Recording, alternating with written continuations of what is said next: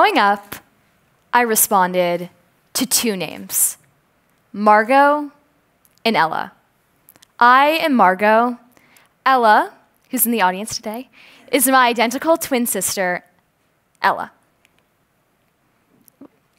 Wherever we went, whether it be at school or even the grocery store, I would hear somebody shout at me across the room. Ella, they would say, trying to get my attention. Ella, Ella? When I heard the name Ella, it was almost like hearing my own first name. I would instantly perk up, turn around, and respond by saying, I'm Margot. That was inevitably followed by, wait, really? You two look so much alike. And the occasional, are you sure you're not Ella? That sequence of events occurred to me and my twin sister Ella on a daily basis when we were in elementary school, and still occasionally does. However, as I got older, I became frustrated with the constant confusion. I was not Ella, I was Margot, a unique individual. I even began to get snarky and respond by proclaiming loudly, I'm Margot. I understood where the onlookers were coming from. Ella and I do look a lot alike, but I desperately wanted people to see me for me outside the context of my twin status. As a twin, there's a sentiment in the media and in movies that identical twins have identical personalities and wear the same clothes. So let's do a quick thought experiment. When you think of twins in the media, what comes to mind? Maybe you think of the Olsen twins and their identical beach blonde hair. Or maybe you think of the identical twins from The Parent Trap and their unification after many years. Or maybe, like my parents, you're a tennis fanatic. And you think of the identical twin tennis champions, the Bryan brothers. I thought that was a funny photo. However, growing up, not everybody thought that Ella and I had identical personalities because that's what they saw in the media. A lot of people, even when Ella and I looked nearly identical when we were little, knew we were distinct and unique. But the general societal culture had an image of what identical twins are supposed to be. However, I am certainly not the only one who has had to surpass expectations of myself to become a distinct person. In all of our lives, we have to face different barriers to fully becoming who we are, whether it be expectations in families or gender norms. The paths we take to becoming individuals are simply different. So, what does it mean to be an individual? How do we even become our most authentic and honest selves? From a nature perspective, Ella and I share identical genes.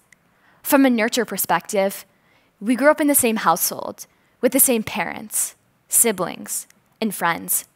By all accounts, we are supposed to look and act the same, but we don't. Why is that? Becoming our unique selves is about much more than a sequence of letters on a gene. It's about our life experiences.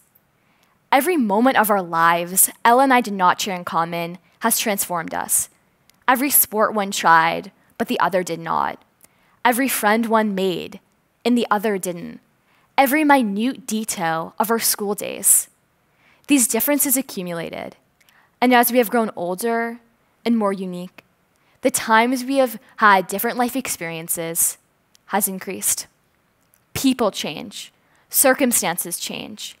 In order to become our most authentic selves, we must accept that we change. I vividly remember one time when I started high school. This is another example to illustrate that concept of people changing. I had a really, really clear idea of who I wanted to become. For some reason, I thought it would be really cool to love robotics. I envisioned myself coding, building things. That was the idea that I had in my head of who I was supposed to be. But after trying robotics, I learned that it wasn't for me. I had to be okay with defying the expectation that I had for myself and find what I truly enjoyed. In addition, as a teenager, I believe conformity is at its peak.